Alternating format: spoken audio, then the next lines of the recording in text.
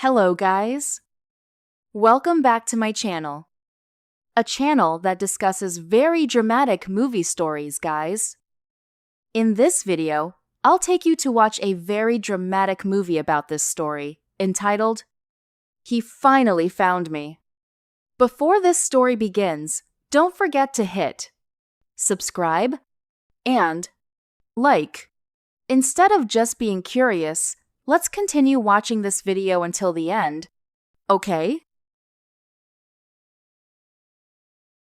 The skyline of the city felt cold and indifferent on the day Amelia Anderson's world collapsed into a million jagged pieces. For 10 years, she had played the role of the perfect housewife, the supportive pillar for her husband, Robert, the powerful CEO of the Anderson Group. She had sacrificed her own dreams and potential, raising their daughter, Sophia, while enduring the whispers of a high society that viewed her as nothing more than a pretty face who had snagged the rich man. The illusion of her happy marriage shattered instantly when she caught Robert in a blatant act of infidelity inside his own luxury car that was bouncing with the weight of his betrayal. When Amelia confronted him, Robert didn't offer an apology. Instead, he sneered at her, claiming she was worthless without his money and that she should just shut up and enjoy the high life like every other wealthy housewife. To make matters worse, Amelia's best friend, Betty, revealed that she had known about the affair for months but kept silent because she believed Amelia was too unskilled and helpless to survive on her own. The cruelty of the situation intensified when Robert used their daughter as a weapon for blackmail. He threatened to take absolute custody of Sophia,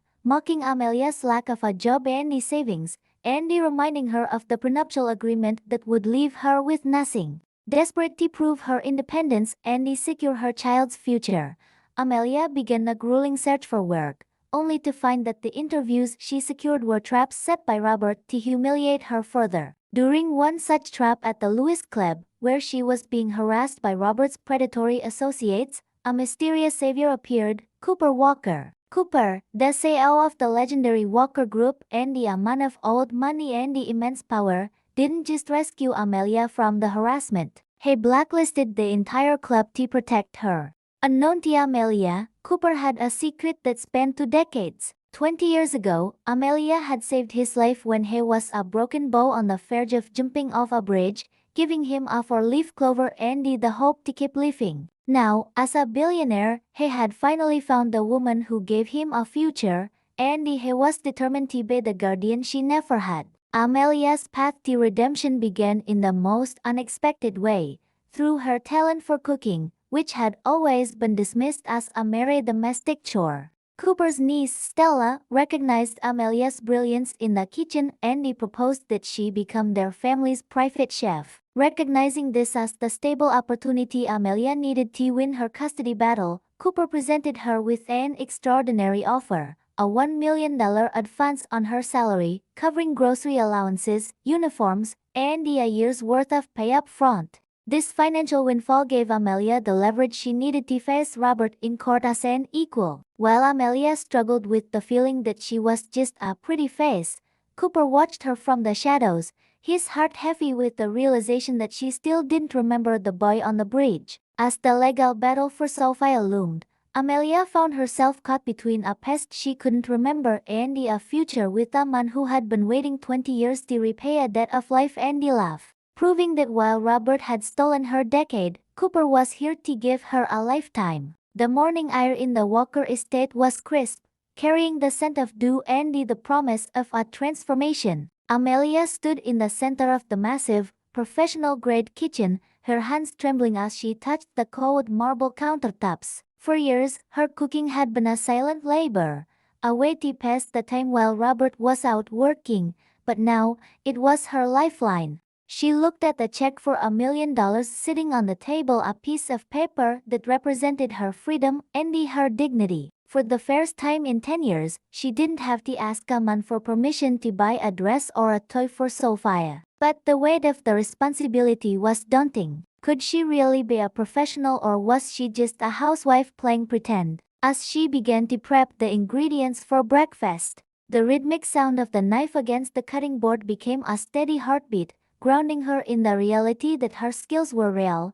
even if her confidence was still fragile. Cooper Walker watched her through the cracked door of his study, his eyes softened by a warmth that he never showed in the boardroom. To the world, he was the Ice King of the Walker Group, a man who had built an empire from the ashes of his family's tragedy. But to Amelia, he was a ghost from a past she had long since buried under the rubble of her adulthood. He remembered the feel of the grass under his feet 20 years ago, the cold wind on the bridge, and the small, warm hand of a girl who told him that his life mattered. He had kept that four-leaf clover in a locket near his heart for 2 decades, a talisman that had guided him through every dark night of his ascent. Seeing her now, broken by a man like Robert, filled him with a cold, calculated fury. He didn't just want to help her. He wanted to dismantle the world that had dared to make her feel small. He knew that the $1 million was just the beginning. He was preparing a war chest to ensure that Robert Anderson would regret the day he ever looked down on the woman who was actually a queen. The legal office of Robert Anderson was a monument to ego, filled with mahogany furniture and the trophies of corporate conquest. Robert sat behind his desk, leaning back with a smug grin as his lawyer, a sharp-featured man named Miller, went through the documents. "She has nothing," Robert, Miller sighed, his voice dripping with professional disdain. "No more income, no more assets, and the upper nook that's ironclad. We'll have Sophia in your custody by the end of the month, and the Amelia will be lucky if she can afford a bus ticket out of the state." Robert laughed, a sound that was devoid of any genuine joy. "You want her to crawl, Miller. You want her to realize that without me, she's just a pretty face in a sea of nobodies. You want her to regret every second of the tantrum she threw in the car." He looked at a photo of Amelia on his desk, his eyes filled with a possessive malice. He didn't love her, but he owned her, and he wasn't about to let his property walk away with his dignity. Sophia sat on the floor of her new room at the Walker estate, her eyes wide as she looked at the dolls and the books Stella had carefully arranged for her.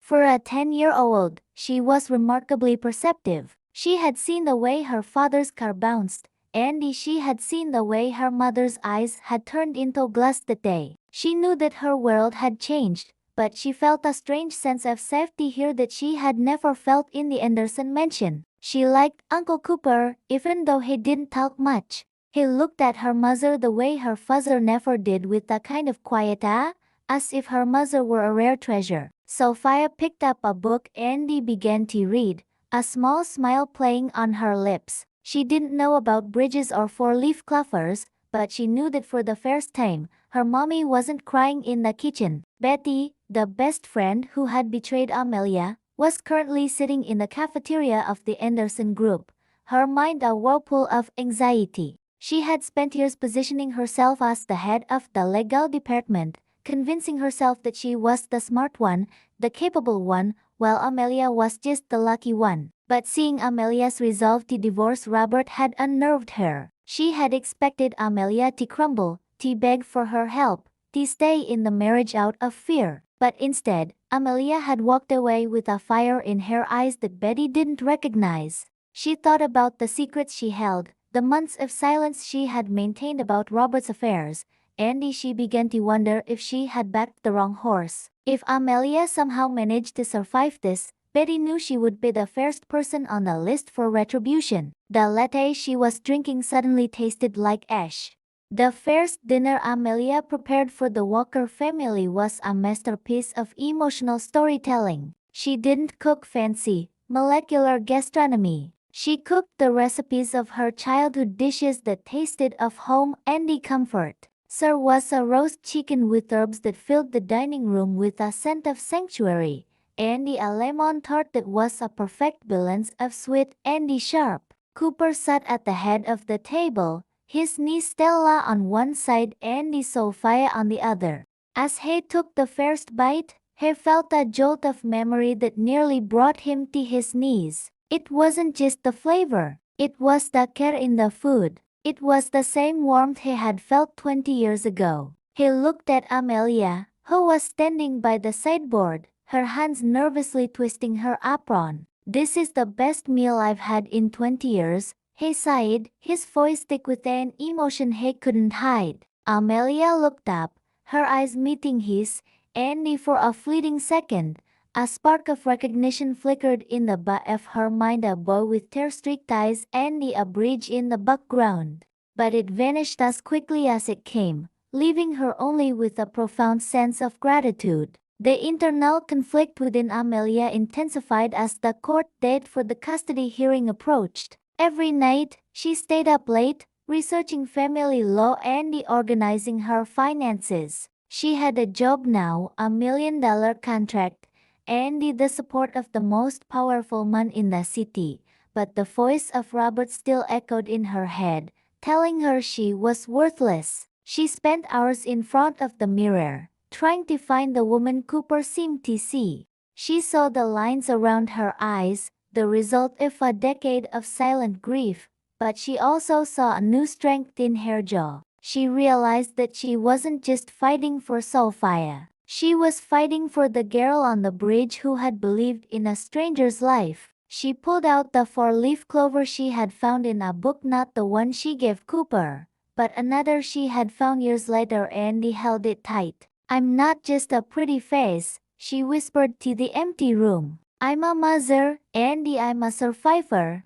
The confrontation at the elementary school gates was a moment of pure, unadulterated drama. Robert showed up in a brand new sports car, flanked by two security guards, intending to pick up Sophie early to take her on a surprise trip. He expected to steamroll over the school administration and take his daughter by force, but he was met at the gates not by the principal, but by Cooper Walker himself. Cooper stood with his arms crossed, his presence a physical wall that even Robert's ego couldn't penetrate.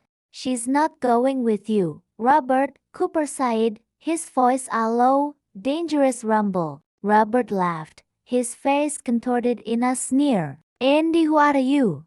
Her new sugar daddy. This is my daughter, Walker. Get out of my way before I sue you for everything you're worth." Cooper didn't move an inch. "You already own the bank that holds your company's debt, Robert. If you so much as step a foot on this property, I'll call in your loans by the end of the business day." Sophia stays with her mother. The color drained from Robert's face, replaced by a frantic, impotent rage. He realized then that he wasn't fighting a housewife. He was fighting a titan. The custody hearing was held in a high-ceilinged courtroom that felt like a cathedral of judgment. Robert arrived with a team of 4 lawyers, all of them looking ready to dismantle Amelia's character piece by piece. They presented evidence of her mental instability, her frivolous spending, and her lack of a proper home. They called Betty to the stand, who testified with a rehearsed sadness that Amelia was a wonderful woman but completely incapable of managing a household without Robert's guidance.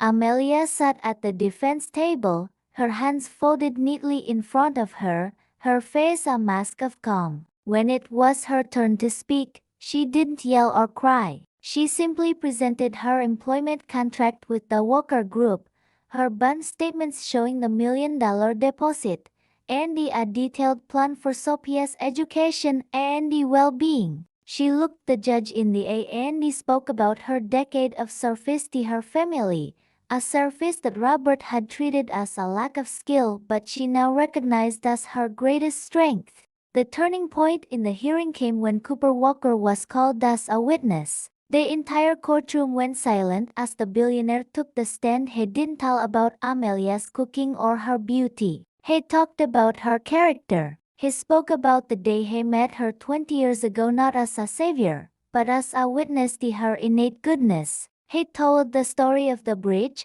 of the girl who had nothing but a 4-leaf clover and a heart full of empathy, and how that one act of kindness had built the Walker empire. He looked at Robert with a chilling disdain. "Mr. Anderson calls her worthless because he is a man who measures value in currency. But I am a man who measures value in life. Amelia Anderson is the most valuable person I have ever known, and any child would be lucky to have her as a mother." The judge's expression softened, and even the lawyers at the prosecution table looked away, unable to meet Cooper's fierce, protective gaze. The judge's verdict was a total victory for Amelia. She was granted primary custody of Sophia, with Robert being allowed only supervised visitation and Andy being ordered to pay a significant monthly sum for child support, despite the prenup. The judge also ordered an investigation into Robert's business practices, citing the coercive nature of his attempts to manipulate the legal system. As the gavel hit the desk, Amelia felt a wave of relief so powerful she had to lean on the table for support. She turned to see Cooper standing in the back of the room, a small, knowing smile on his face. He didn't come to her. He simply nodded, acknowledging the queen she had become. Robert was being led out by his lawyers, his face a mask of humiliated fury, but Amelia didn't even look at him. He was a ghost of a past she was finally ready to bury. The transformation of the Anderson group began almost immediately after the hearing. With the investigation into his practices and the pressure from Cooper's banking connections, Robert's empire began to crumble. One by one, his partners pulled out, and his board of directors demanded his resignation. Betty, seeing the writing on the wall, tried to reach out to Amelia, sending her a long, rambling email full of apologies and excuses. Amelia read the first line and then deleted it. She didn't need Betty's forgiveness, and she certainly didn't need her friendship. She realized that the best friend who had looked down on her was just another person who had failed to see her true worth. She was building a new circle now, one built on respect and the truth, not on social standing and the shared secrets. Amelia's life as a private chef for the Walker family evolved into a professional career that fascinated the city. She began to post her recipes and the stories behind them on a blog she called the Four-Leaf Kitchen. Her followers grew into the millions, drawn not just to the food, but to the message of resilience and the self-worth that permeated every post. She became a symbol for housewives everywhere, a proof that the skills they used every day were valuable and that it was never too late to reinvent oneself. She was invited to speak at conferences and appear on television, but she always made sure she was home in time to cook dinner for Sophia and the Walkers. She had found a balance that Robert had told her was impossible, and she had done it on her own terms. The relationship between Amelia and Cooper remained a delicate dance of professional respect and growing affection. Cooper never pressured her, never tried to buy her love with more checks or luxury gifts. He simply showed up at her blog launches, at Sophia's school plays, at the quiet moments in the kitchen. He became the anchor she had never had, a man who respected her autonomy and celebrated her success. They spent their evenings walking in the garden of the estate, talking about the future and the things they had learned from the past. Amelia found herself falling in love not with a billionaire, but with the man who had been a boy on a bridge, even if she still didn't fully connect the two in her mind. She felt a sense of peace that she had never known, a feeling of being home that had nothing to do with a mansion. One evening, while cleaning out an old box of books she had brought from the Anderson mansion, Amelia found a small, weathered envelope tucked inside a volume of poetry. Inside was a four-leaf clover, identical to the one she had given the boy 20 years ago. She stared at it, and suddenly the memories came flooding back: the bridge, the tears, the feeling of absolute certainty that she had to help. She realized then that Cooper hadn't just found her. He had been looking for her for 20 years. Every act of kindness, the check, the protection at the school, it wasn't just because he liked her. It was because he knew her. She felt a surge of emotion that carried her straight to Cooper's study. She found him standing by the window, looking out at the city he helped build. "You knew," she sighed, her voice a trembling whisper as she held out the envelope. Cooper turned, his eyes fixed on the clover in her hand. He didn't say anything. He simply pulled a locket from under his shirt and opened it, revealing the matching clover she had given him. He never stopped looking, Amelia, he sighed, his voice thick with 20 years of longing. I spent my life building an empire just so he would be strong enough to protect you when he finally found you again. Amelia walked to him, her eyes full of tears, and for the first time, she didn't see a billionaire or a savior. She saw the boy she had saved, and she realized that in saving him, she had saved herself. The final notice of the narration focuses on a sunny afternoon at the Walker estate. A large table is set in the garden, covered with dishes Amelia has prepared.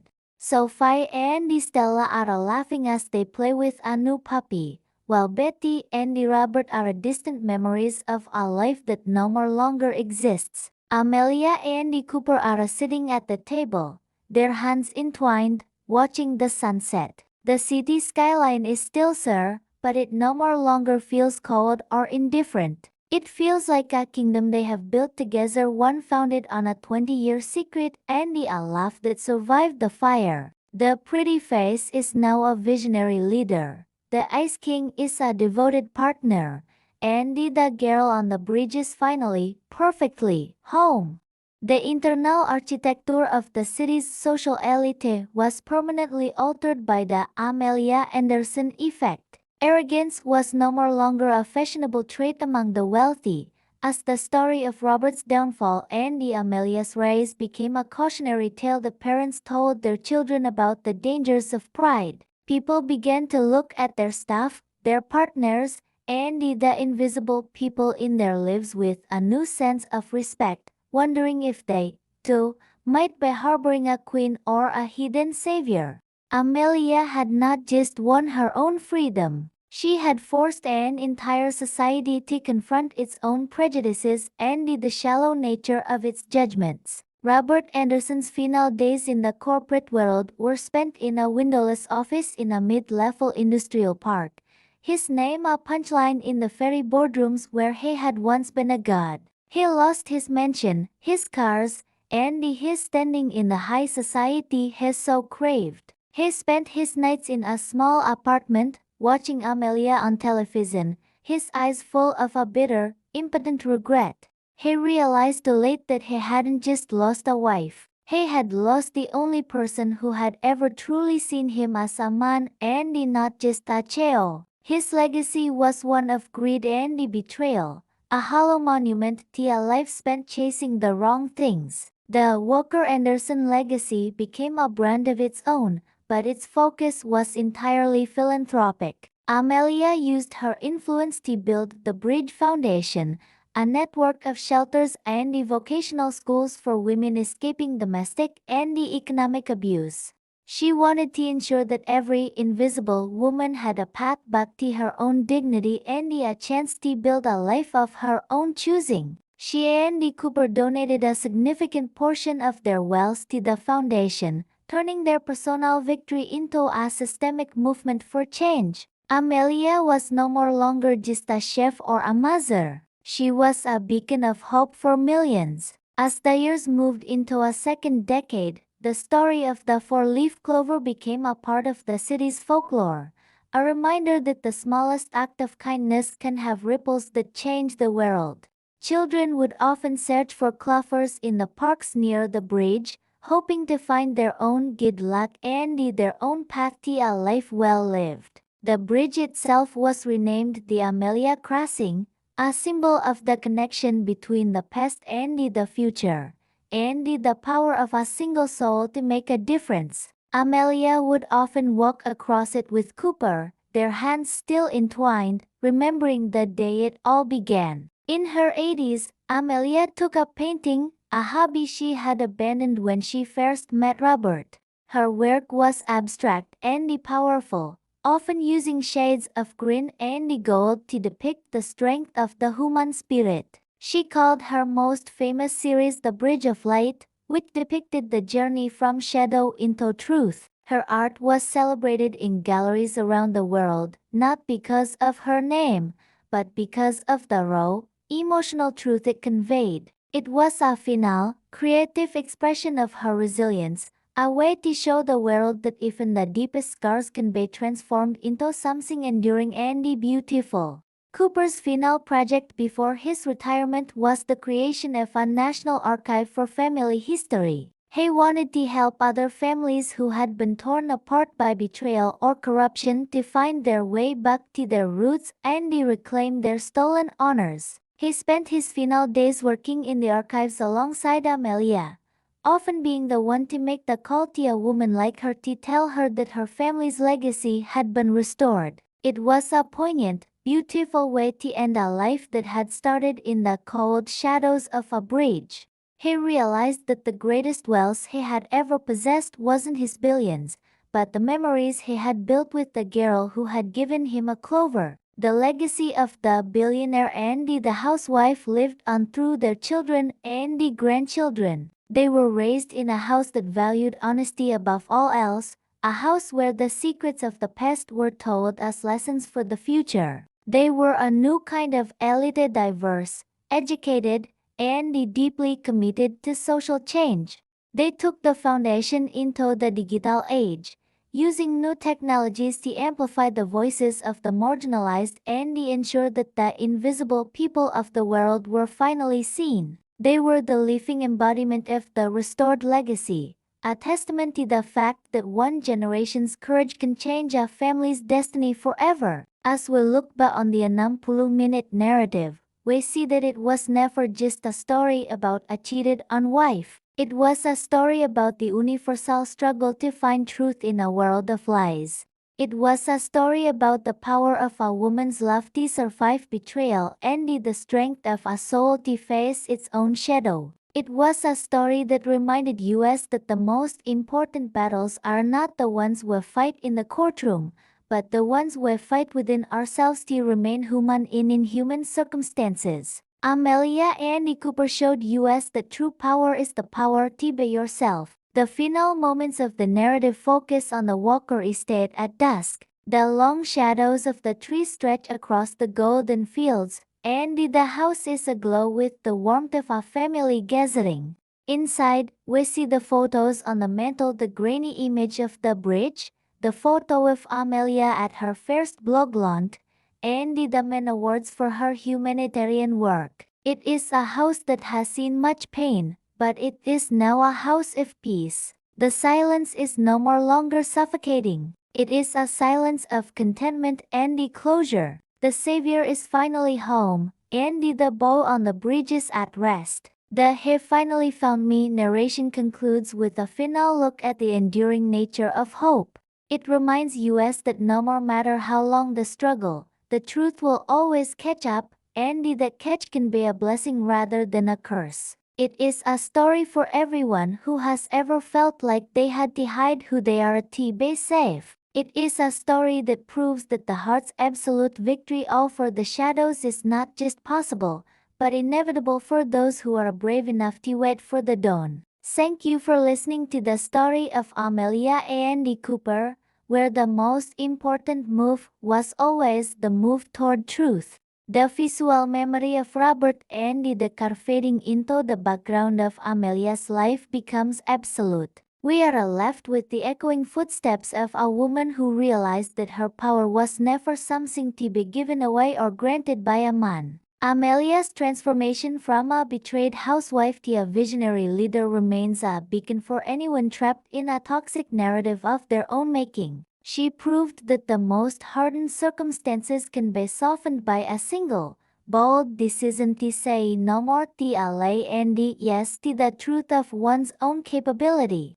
Her life became a lighthouse for others lost in the storm of emotional manipulation and social prejudice, showing them that there is always a path back to dignity. The story of the four-leaf clover became a part of the city's cultural fabric, often referenced in songs and stories about the unexpected nature of fate and the power of a woman's resolve. It was a reminder that the smallest actions, a decision to help a bow on a bridge, a decision to be honest in a courtroom, can have ripples that change the course of history for generations. People would often walk past the bridge where the crossing occurred and feel a sense of hope, a reminder that even in the most competitive and cold environments, there is the potential for something beautiful and just to be restored. The clover was no more longer a symbol of lack. It was a symbol of total redemption. As we look back on the full 60-minute journey, we realize that the "Hey Finally Found Me" narrative is more than just a drama. It's a philosophical inquiry into the nature of human worth and the masks we wear to survive. It challenges us to look at the people around us with new eyes, to see the queen in the housewife, the hero in the ice king, and the coward in the CEO. It is a call to action to be the Cooper in someone's story, the ally who stands up when it matters most, and to be the Amelia in our own lives, the person who refuses to be outplayed by a lie. The Walker Anderson legacy is a permanent mark on the world, a testament to the fact that we are all interconnected in our struggles and our victories. Our choices matter, our voices matter, and our love matters more than any bank account or corporate territory. Amelia and Cooper proved that even in a world of billionaires, monsters, and corporate giants, the only true power that lasts is the power of a heart that refuses to be broken. As the screen fades to black for the final time, we are left with the image of their hands entwined, one a hand that has known the labor of the kitchen, the other a hand that has known the authority of the boardroom, joined together in a perfect, eternal partnership. The city skyline at night now features the Walker Tower as its centerpiece, its windows glowing with a soft, steady light. It stands as a monument to the couple who chose to be true in a world of fakes. The revolving doors continue to turn, bringing in new people with their own secrets and their own dreams. And somewhere, in the hum of the corporate ambition and the clicking of heels on the marble floors, the spirit of Amelia and Cooper remains a reminder that justice is always worth the fight, and that the best stories are the ones that start with a single, bold decision to speak the truth. The transition from the boardroom to the domestic bliss of their later years was a serene and fulfilling chapter for Amelia and Cooper. They spent their mornings in the library, Cooper writing his reflections on ethical leadership and Amelia managing the foundation's medical grants. They had built a world where the noise of the city felt distant, a quiet sanctuary where they could finally enjoy the peace they had earned. Their children, now successful in their own right, visited frequently, bringing the laughter of a new generation into the house. Amelia looked at her life and realized that every decision, even the night on the bridge, had led her to this moment of absolute contentment.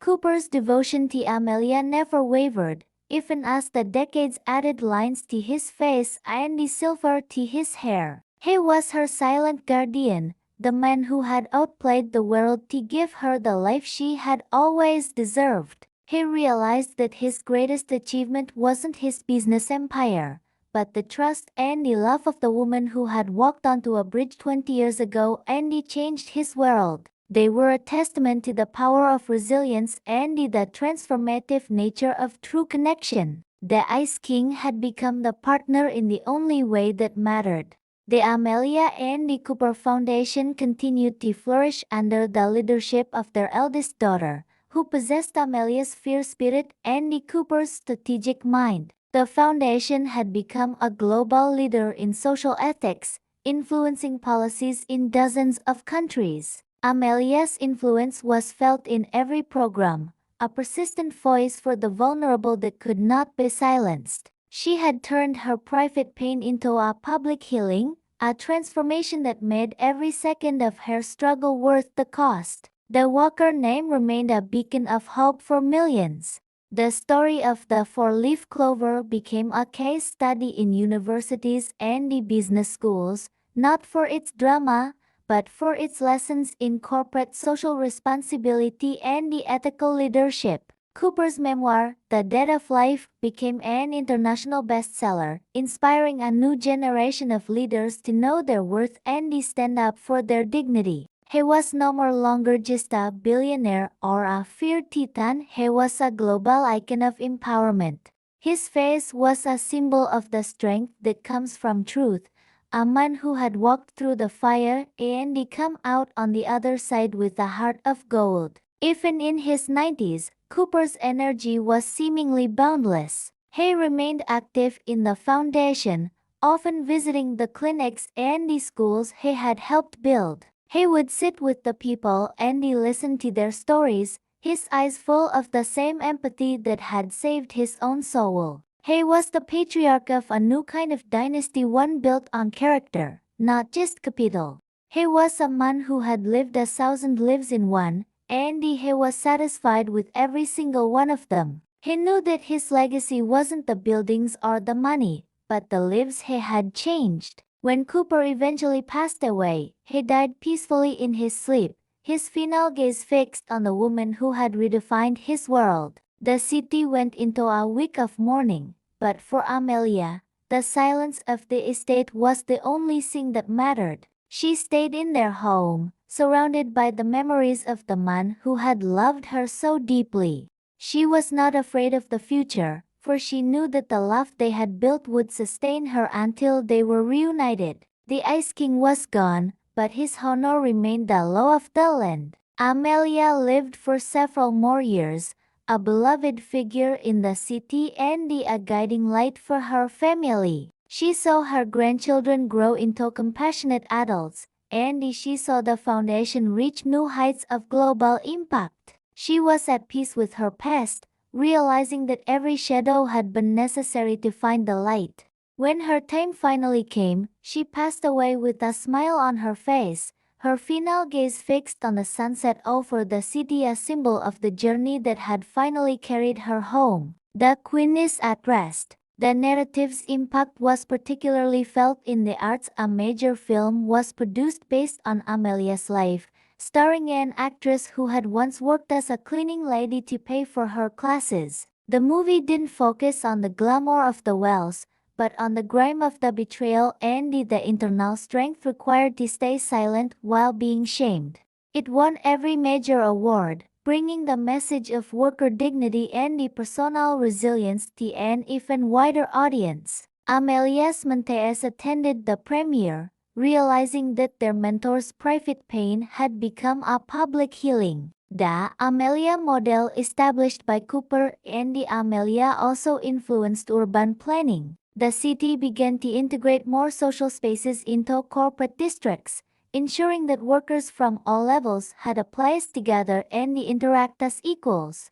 The Amelia Plaza became the center of the city, a place where business deals were made on one side and the community rallies were held on the other. It was a physical representation of the balance Cooper had brought to the world, the integration of the economic and the human. As we look back on the full 60-minute journey, we realize that the "Have Finally Found Me" narrative is a masterpiece of human experience. It challenges us to look at the people around us with new eyes, to see the king in the intern and the hero in the mentor.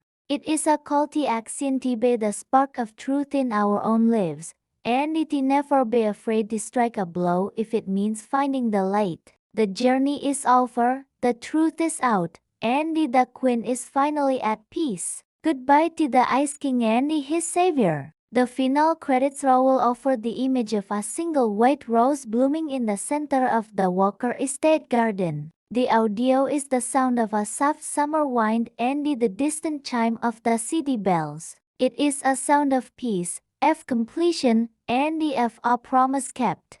The 60-minute journey is done, the mystery is solved, and the love is forever. We are finished. The aftermath of the Robert scandal wasn't just a personal victory for Amelia. It was a systemic win for every woman who had ever been treated as a commodity. The Walker legal teams worked tirelessly to pass the Amelia Act, a comprehensive set of laws designed to protect housewives from administrative abuse and to provide a clear path for reporting corporate corruption without fear of retaliation. The act was adopted by nearly every state in the country, a legacy that ensured Amelia's suffering would never be repeated in another mansion. She had successfully outplayed the darkness by becoming the architect of the light. The story of the daughter of Olympus, as the socialites called her, became a legend that transcended the boundaries of time and the culture. It was told in classrooms, in shelters, and in high-rise offices as a reminder that your worth is not a gift from others, but a flame you carry within yourself. People would often look up at the Walker Tower and feel a sense of strength, knowing that the woman who helped rule it was once the girl who was kicked to the curb. She was the living proof that a queen is not born of a crown, but of the battles she chooses to fight. And so, we finished from a kitchen floor to the top of the world, from a betrayal to a billionaire's legacy. The journey of Amelia Anderson and Cooper Walker is complete. May their story be a blessing to your heart and a guide for your soul as you navigate the shadows of your own life.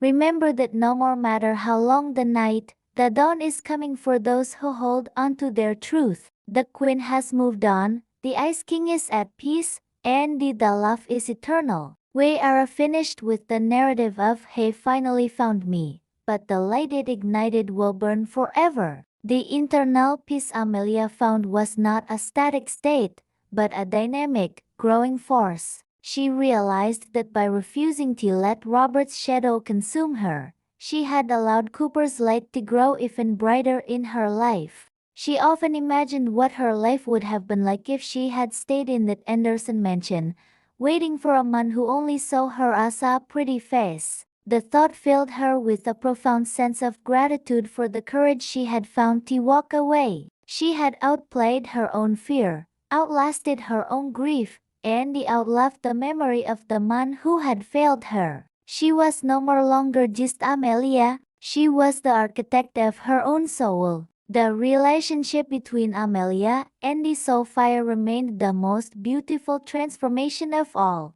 Sophia grew up seeing her mother not as a victim, but as a warrior. She learned that a woman's value is non-negotiable and that true love is a partnership of equals. On her graduation day, Sophia looked at her mother and whispered, "I want to be just like you, Mommy." Amelia hugged her tight, realizing that her 10 years of suffering had been the tuition for her daughter's freedom. The cycle of silence was broken, and a new legacy of strength had begun. In the final quiet moments of this 60-minute journey, we imagine the balcony of the Walker estate at night. A young woman, perhaps Amelia's great-granddaughter, stands alone, looking out at the stars. She holds a small, gold locket in her hand, the same one that once belonged to Cooper Walker. She opens it, and the inside is a tiny, withered four-leaf clover. She smiles, realizing that she is part of a story that started on a bridge and ended in a kingdom. The silence is no more longer heavy with things unsaid. It is laid with the weight of a legacy fulfilled.